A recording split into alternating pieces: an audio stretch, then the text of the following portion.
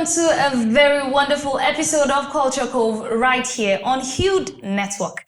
As always, my name is Blessing Dagin and I am thrilled to have you join me for this beautiful episode. Well, let's start by introducing you to the people we have in the studio, and obviously I'll start from the people you know. Well, first of all, we have Sharon in the building. Hi, Sharon. Hi, Blessing. How are you doing? I'm super fine, thank you. Good to have you seated right here with me as always. Thank you. All right, secondly, we have with us, as usual, Omokafe. Yay! Hi, Kafe. Hi, Blessing. How are you doing? I'm okay. How are you doing? I'm fine. Thank you very much. All right. And now to the star of our show, someone I bet you'll be so thrilled to have or to, see in this episode today. We have our special guest. I'm talking about Dr. Ngozi Akande. Now, she is the CEO, Pet Galleries. She is also the co-founder and the director of Female Artists Association of Nigeria. And also, she is the former director of the Arts and Craft Department, National Council for Arts and Culture. It's such a big pleasure to have you join us here, Ma. Thank you very much. I'm happy to be here. We're very much honored to have you seated with us. Thank you. All right, so let's start today's journey. We'll begin by taking a look at a report we gathered from the Art and Craft Village. Once we do that, we'll come back and we'll begin our conversations proper. Please stay with us. Beauty, expressed through their diverse patterns of vibrant colors, as well as rich textures that can be woven or knitted. They do not just show the beauty of Africa, but also serve as a powerful representation of African heritage and identity, playing a pivotal role in cultural expression.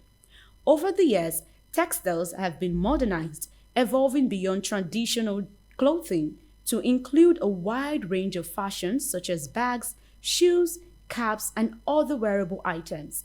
This evolution has not only reimagined the use of textiles, but also contributed to their sustainability and continued relevance in contemporary design. While textiles are seen as beautiful and appealing to the eyes, its processing involves thorough art and crafting that often determine how it's being distributed to users. In a visit to the Art and Craft Village, where we sought to understand better the business of textiles, Ambrose Mala of Le Look House of Bags, a business of over 30 years, speaks on the challenges they encounter while making textile bags. These challenges, he says, lead to high pricing placed on the goods, which in turn affect business.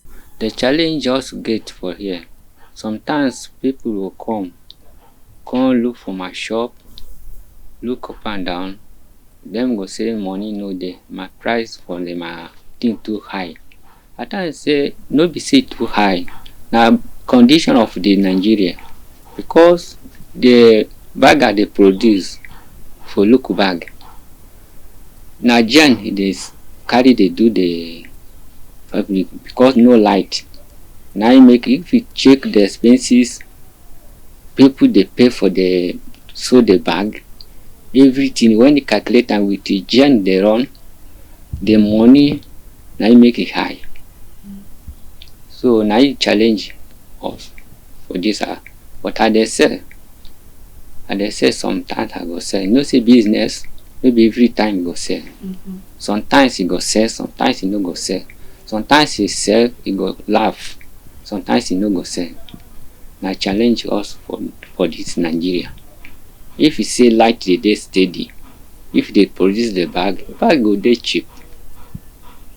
It go dey cheap, but no light. From morning to evening, Nigerian they run. Now you make my bag there expensive.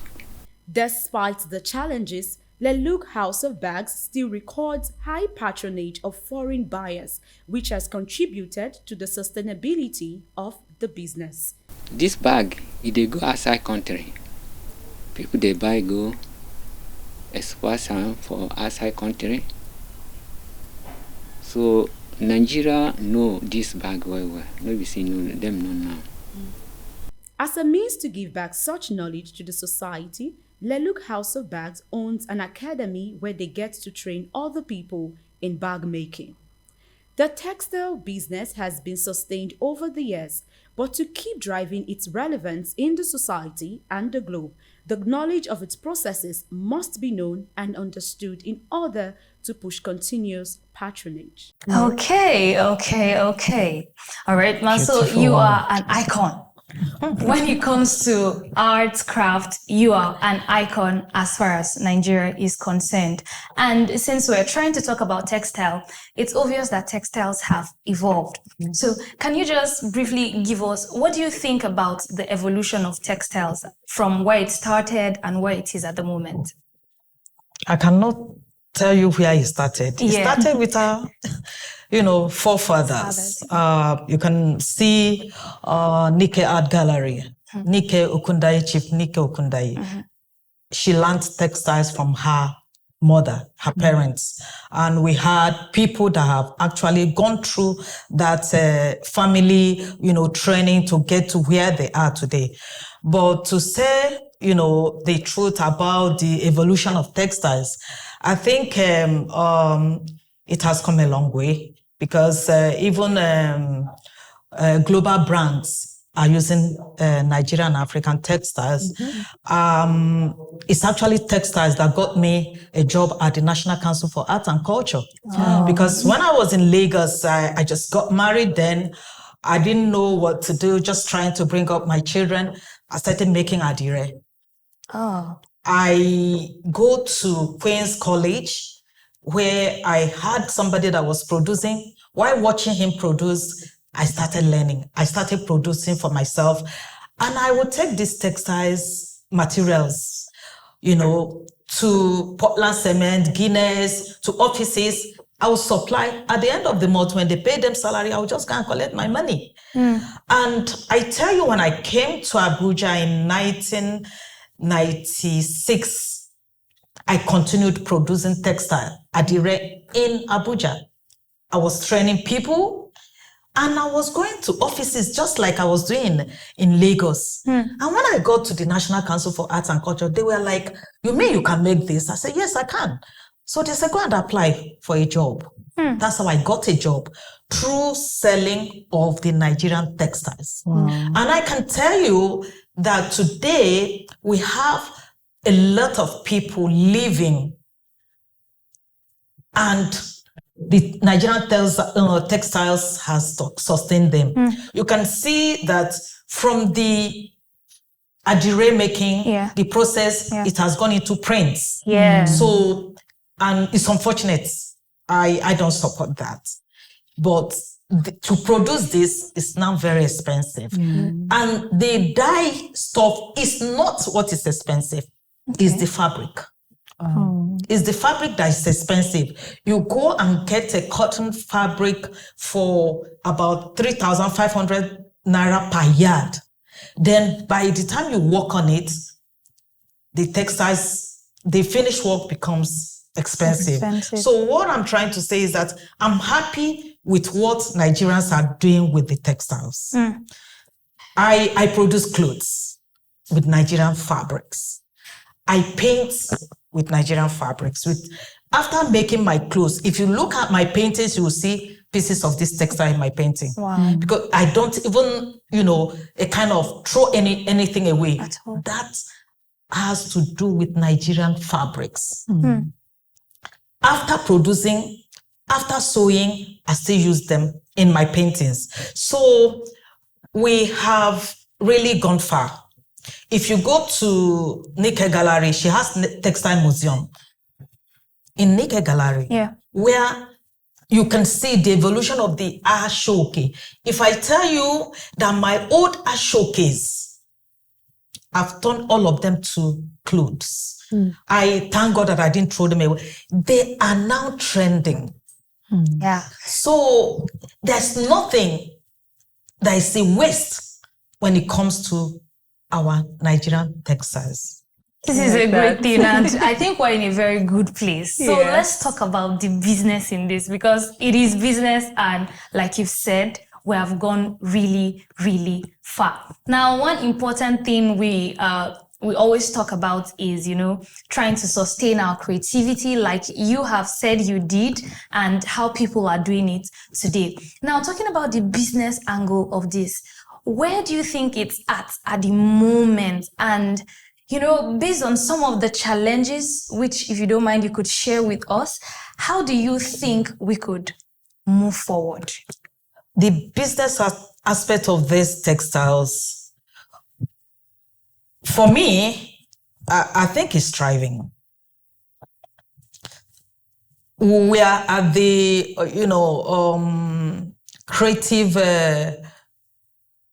that's Creative Week show at the British Council. Yeah. We are also at the Federal Ministry of, Culture and Creative Economy. Yes. If you see what Nigerians are turning out in terms of fashion with our textiles, what is trending now is equity. Okay. You need to see what they are doing. Our woven materials are being used by global designers, by Nigerian designers. I was in Cape Town last year for African Femme Week. Okay. Rwanda exhibited Nigerian textile. It was awesome. Wow. Do you understand? Every textile materials, even the one I was wearing, they bought it. Wow. It was, even the ones they paid for them. Wow. Just few that I took. It wasn't actually a textile or fashion event. It was more like femme. Yeah. Do you understand? Yes. But I just went there because I was still the director of art and crafts with the National Council, so I represented my DJ at that event. Okay. I picked, few materials to show what we do at the National Council for Arts and Culture. I tell you, I sold out. Wow. Even some people came back, telling me, do I have anyone at home? What I mean is thriving. Nigerian textiles, African textiles is thriving. Okay. So I tell you that you just need to do the right thing. What you're supposed to do is, how do you bring out your creativity with these textiles? Where do you market? Where do you go to market? Go to Instagram. You have people producing textiles. They have even the masterclass is online. Yeah. People are learning and they are making use of it. Somebody like Professor Kuchela Music, she's abroad. She's still producing her, textiles in Nigeria. She's still doing her masterclass and she's still selling abroad and in Nigeria. Wow. So the business of Nigerian textiles is thriving. Interesting. Yes. Let's go back to sustainability, because she had mentioned earlier that some of the materials, in fact, the materials you get to use, that you don't throw the pieces away, you put them straight into your art, and that's sustainability as a whole. So, what are some other practical ways would you advise people who own galleries or people who do like mixed media to not just throw away the pieces that they get to have? They call them waste product or so. Don't just throw it away, but use those waste products to form some other kind of art. I will tell you that any trained artist, any professional artist will not throw away anything. Wow. That is it. There are people, I'll tell you, in the Female Artists Association of Nigeria, 80% of our members are not even trained artists. There are people from other professions that join the association, medical doctors, economists. They are producing works. And a lot of them are producing works in mixed media. Do you understand? And you find out that this textile waste fabrics will even reduce the amount of paint, which is very expensive now, on your canvas. By the time you use the textiles to create design on your canvas, realize that the space remaining for you to use the acrylic, oil, or whatever paint will reduce. Savings. So you save money. So as a creative, you just have to work on how to sustain your work by using the simplest material. Like if I have some of my works there, that was why I wanted to know whether I needed to bring some of my works.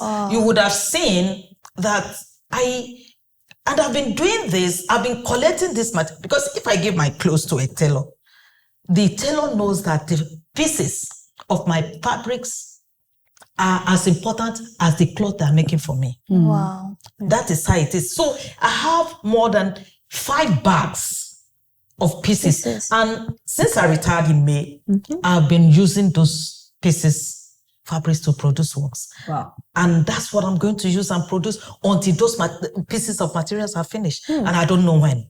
Okay. Interesting. Like very, I can see the one on your earrings. So beautiful. Yeah. So beautiful. You know, Doctor, I must commend you on the knowledge, of course, that you bring and the practical steps you've taken to make the world, or rather textiles, eco-friendly and of course sustainable. You are in the best position to answer this question, because I would say you've definitely lived longer than we are. And I would like you to share with us, what are some current trends that is shaping textiles and even art in our world today? Like I said before, a lot of people are bringing in more and more indigenous styles. That's our own art. If you watch it, you realize that somebody like Uzoma Samuel, his exhibition is still on at the Nikkei Art Gallery. He has been producing works with textiles, with fabric, textile materials and all that. So I feel that we are actually in the right place right now. Because I will tell you that I don't expect anybody within the profession to say that I don't know what to do or I don't know what to produce, because everything is there for you to explore. And it's not something you can do in one day. It's something you have to continue to practice in the studio, to continue to bring out, to continue. So when you're satisfied with your research and everything, you can bring them out. Interesting. Yes. I think we've gained so much within a short period of time. But then before we move on to our next segment of this program today, I'd like to ask, one thing that Nigeria is presently preaching is cultural diplomacy. And if you're talking about cultural diplomacy, just like you shared earlier, our textiles are things that have, exported us. Even before some of us, go there, they have gone ahead. So what do you think we can do to sustain this? That it will not be like there's a season for it and then some other time we're begging for our textiles to be noticed. How can we sustain this? Okay. For us to sustain our textiles is for the government to invest in our textile industries. I'm sorry to say it. I'm an advocate of no cheap foreign textiles. If you go to the markets, you realize that people are producing cheap fabric, Adire fabrics, and Nigerians are patronizing them because they are cheap. And another thing I want to tell you is that even most Nigerians don't know the difference between the original and that cheap. I don't want to call the country that is producing it because I've argued it several places. They said that there is freedom of trade. So if Nigerians are interested, they should. What I'm trying to tell you is this: Nigeria should invest in our textile industries. They should trademark our Adire. They should trademark our Ashoke, just like what Ghana has done with Kente. You find out that if you go to the market, there's printed Ashoke. that you will now start cutting in yards. We should be able to protect our products. We should be able to claim the originality of our products. We should be able to encourage the original producers of these textiles. We should invest in them. If you go to Okene, you might not see Okene woven cloths anymore, but they still exist. If you go to Akwete, very few of them are producing. But I am happy with the trend now because everybody is going back to the drawing board. Yeah. Everybody is going back to the drawing board. I have this KB woven head tie. Since after 1998 NAFEST in FCT, I didn't use it again. We used it as part of our uniform, like Ashwebi. And I love this woven material. I tell you what I use it to do. I use it to design men kimono. Mixed with adire. Wow. And if I tell you, immediately I displayed it, somebody bought it. And I know that this person is an artist. So he knows the value of what he is buying. So let us be able to sustain our industries. Exactly. Both at the local level and at the industrial level. So that we will continue to produce. So that other people will not come and shortchange us. People are coming to take our designs, go to their country, produce it, bring it back to Nigerians to buy. And I've seen DJs in the culture sector wearing that. I've seen a lot of people in government thinking that they are wearing original adire, but they are wearing fake Nigerian adire printed outside this country. So we have to also advertise our original adire and enlighten people and say, this is what our forefathers produced. Let us sustain it. Stop buying the printed one or counterfeit one or whatever you call it. Thank you so much, Doctor. This is an eye-opener and we're really privileged to have you join us today. But then let's move to the next segment of our program. All right, now we're going on a very short break. When we return, we'll turn to Omokafe to give us details of a very recent event that we should look out for. Please stay with us.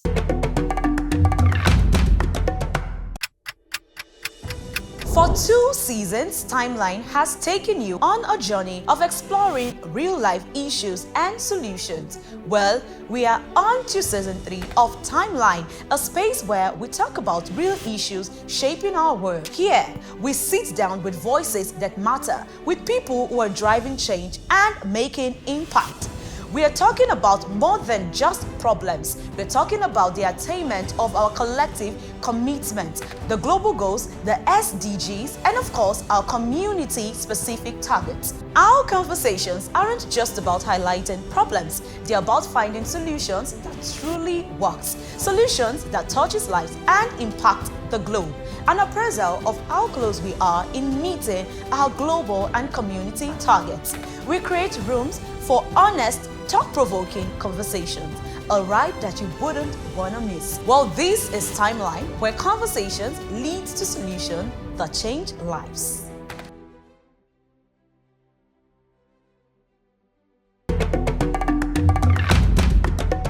All right, thank you so much for staying tuned. This is still Culture Cove right here on Hued Network. And now we turn to Omokafe to highlight a very interesting festival. Hi, Kafi. Hi. Take it away. Okay, so entertainment space, something happened, and it's called the Coachella Festival. Now, for this, but it's a music festival, so it's not like your traditional festival. You know, we leave that for Sharon to come and give us that. Yes.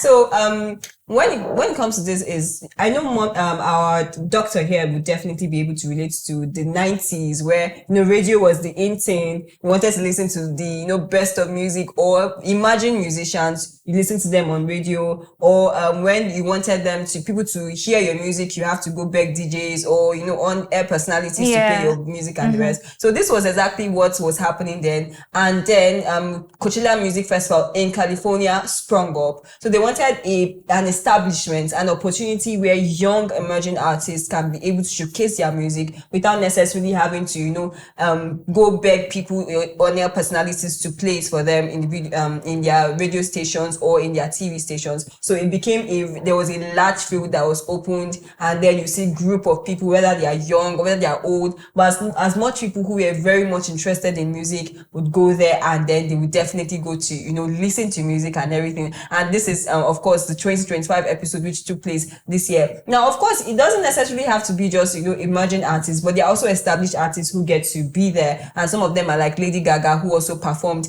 in this particular here. But then it's always a very colorful festival. Like this particular picture, you could see just colors like white, red, pink. There's purple behind there and everything. So you get to see that people come there to enjoy themselves, to enjoy exact music. And the thing about this emerging artists, there's like a booth. They are separate booths. By booth, when you go to festivals, and then they're like little booths where you can go there to see the different things that are displayed. This time around, in those booths, you just don't see things, but you see actual humans performing in those places. Wow. So that's the beauty of Coachella Festival. Is not just coming there to listen or jump and scream, but then you see cool music. Action. Exactly. So you see cool music from young emerging artists who are coming to showcase their craft, to beautiful audiences around. Oh, interesting. You're already wowing, ma'am. So what do you think about it?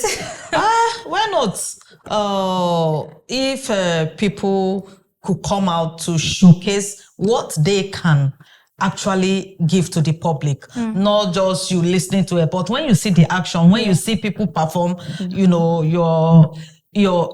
appreciate the artist the more than just listening to the artist's voice. You understand what I mean? Maybe when you look at also their attire, just like you mentioned, their costumes and everything that will add color to their performance is something that should be encouraged. Interesting. Well, thank you, Kafi, for highlighting that. Sharon, what do you think about it before we move on? Well, it's quite interesting. I love how colorful it is. And I'm so interested in the booth you talked about. So I could literally walk up to any booth, and after I'm done with this, I go to the next booth. You go to the next one. It's quite interesting. It's always like a highly lit stage. Like you could see this one, this is a stage like this. So you just go there. And maybe sometimes I even get to interact with the person who's amazing. Maybe we'd just like to visit someday. Why not? It gives it a very personalized experience, I think. All right, Omokafe, thank you so much for highlighting the Coachella Festival. You're welcome. All right, so now we go on a very short break. When we return, we'll turn to Sharon. She's here to highlight a very interesting traditional festival. Please wait for us. All right, thank you so much for staying tuned. And now, Sharon, the floor is yours. All right, thank you, Blessing. Well, I'm taking you all to Ghana. Coincidentally, my father is from Ghana, so I think I'm gonna do justice to this festival. So I'm going to talk about the Odwira Festival. Odwira Festival is a festival celebrated by the Akan people of the eastern region of Ghana. Odwira is also known as purification. So it's basically a purification festival. Now, the festival started off as a celebration of the Akankpame people, their victory over the invincible Ashanti army during the Kantamasu War in 1826. So you should know that it's a festival that has been started way back. So it's quite an interesting festival. They get to come together, for purification. And it's also a yam festival where they get to celebrate new yam harvest. And it coincides with the harvest of course, the harvest. So they get to pick new yams, they get to celebrate, the provision of the gods and many other activities that go on during this festival. Now, an interesting thing about the festival is during the celebration, they get to get very good yams. They match the yams and then serve it to their gods. They can either serve it plain or serve it with oil, Okay, and it's quite interesting. Another striking thing about this festival is it's a 1 week celebration. 1 week celebration. Every single day they have an activity going on. Now, 6 weeks prior to the celebration date, there is rule in that community that has been followed right from 1826. Now, the rules are no whispering at night. Oh. No loud noise, no loud music, no extra celebration or overly excited about something. And most importantly, no eating of yam. Oh, wow. Yes, no eating of yam. Now, if you are caught doing any of those things, you would be sanctioned, or there is they'll take measures against you. So you have to abide by those rules, right? So after the celebration, they get together, learn about the Okakpame, culture. They get together, different Ghanaians from different regions. They get to learn about, of course, the culture. They get to visit lots of tourist sites like the Buri Resort and a lot of things. And also strong men of that region, they come to, because I told you it's a 6-day celebration. They'll pick out 6 of the best yams from that festival, and then strong men would fight for each of the yam to take it home and cook. So cooking that yam at home is like prestige for them. So it's quite an interesting festival. I like it. Wow. Doctor, what do you think about this festival? I'm hearing it for the first time that there is a New Yam festival in Ghana. You are aware that we have New Yam festivals in Nigeria? Yes. Okay, I'm from the Igbo ethnic group, where the Igbos celebrate yam. Yeah. We have New Yam festivals, that's Iriji, in every community in Igbo land. I don't want to start telling you the history, the story that has to do with this yam. Yeah. It's exactly the same thing with what you have said, because you celebrate that yam when the elders, because from we plant yam in March and we harvest in August. You find out that this New Yam festival happened between August and September in Igbo community. And you know how the elders come to pay homage to, libation, to also, say some incantations to the gods, to appease the gods through all these celebrations. Then I'm married to a Yoruba man from Kogi State. And they celebrate New Yam. Uniqueness. Wow. Now, my husband is from Kogi State, the same village with Nike Art Gallery. Okay. We introduced the New Yam Festival in Ogidi land. They plant yam in December and they harvest in June. Wow. So every 15th of June in Ogidi, Ijumu, in Kogi State, they celebrate the New Yam. And they celebrate that New Yam with a kind of paying homage to the traditional ruler and a kind of showing that kind of solidarity that we are still with you, and also thanking the gods for giving them a bounty harvest. And you can imagine who eats New Yam in June. So different cultures, different communities, that is connected culture. Yeah. Now we are having a culture that is connected to the Igbo ethnic group in Nigeria, that is connected to the ethnic group in Kogi State, celebrating New Yam. So I'm happy to hear this. And if I tell you that, I don't know whether I will say that maybe people, anyway, culture marry themselves. That's the connected culture, because I'm really impressed to hear this. I'm overwhelmed. This is good. So I will now be able to put it in the origin, because my office has this platform where you tell the story of the origin of certain tradition, culture that is digital. Wow. Yes. Wow. When I went to Cape Town, if I tell you there is a community that said, somebody met me and said that they are connected to the Igbos. In Cape Town. In Cape Town.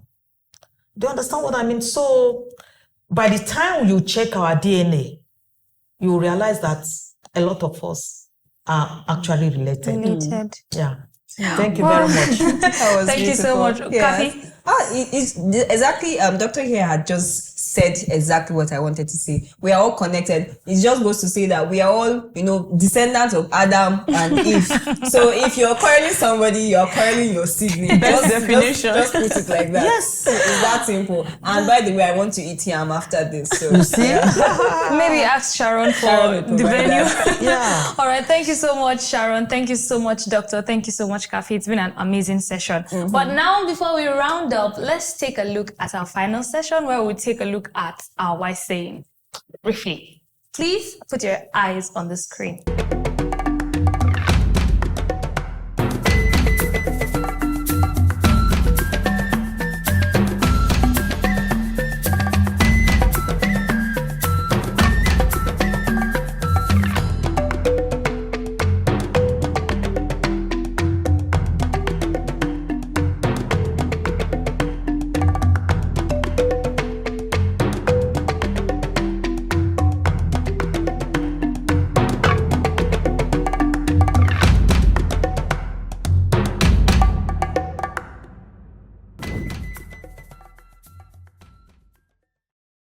Okay.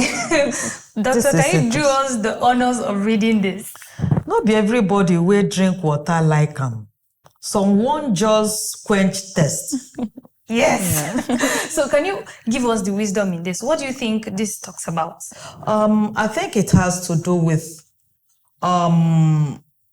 it's not everything that you do that people will appreciate. Okay. But you just have to do it to satisfy everybody. Yeah. Interesting. Not be everybody will drink water like someone just quench thirst. It's not everything you do that people will like. Yeah. But you just have to do it to satisfy people. Wisdom. Thank you so much, Ma. Kafi, what do you think? I think I'll come from my own perspective where I think not everybody is passionate about a particular thing. Let's just say these days now, let's just say tech bros, tech sales, everybody wants to be in the tech space right now. So you just go into it because you feel like everybody's going into it. But then you are not so passionate about it. So you just want to do it because, there's money in it. So I'll just follow them. That's just what it is. You just want to drink water. But your test is not as high as the other person who is so passionate about being in tech. All right. Thank you, Kafi. Sharon? Well, there was one trending video online. The video says, "Don't love your job your love." I really still don't understand what that lady meant, but I want to take this from the perspective of job. Now, we see that people struggle, want to make ends meet, you want to get financially stable. Not everyone is doing what they love to make money. You just have to make the money. So they are more concerned about the survival. Survival. Yeah. Thank you, ma'am. They are more interested in the survival than in the passion of doing what they love. So basically, that's well, like you've spot on said it. You gave us one angle, you gave us a different angle. So thank you so much. There's actually nothing I can add to it because you've done justice to it. Well, this is where we have to put a full stop. But then want to especially thank you for also joining us today. It's been a pleasure, ma'am. Thank you, ma'am. Thank you so much. All right, this is where we draw the curtains on today's episode of Culture Cove. As always, do your best to be part of the people who advocate for the culture of where you come from, because indeed, your root is all that matters at the end of the day. My name, as always, is Blessing Dagin. Bye for now.